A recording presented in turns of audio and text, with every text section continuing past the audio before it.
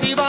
ஆதரிக்கும் சிவசிவா நன்மை தரும் நாயகனே நாடி வந்தோம் சிவசிவா முக்தி தரும் சிவசிவா மூத்தவனே சிவசிவா பக்தி கொண்டோம் உன்னிடத்தில் பதமளிப்பாய் சிவசிவா அண்ணாமலைக்கு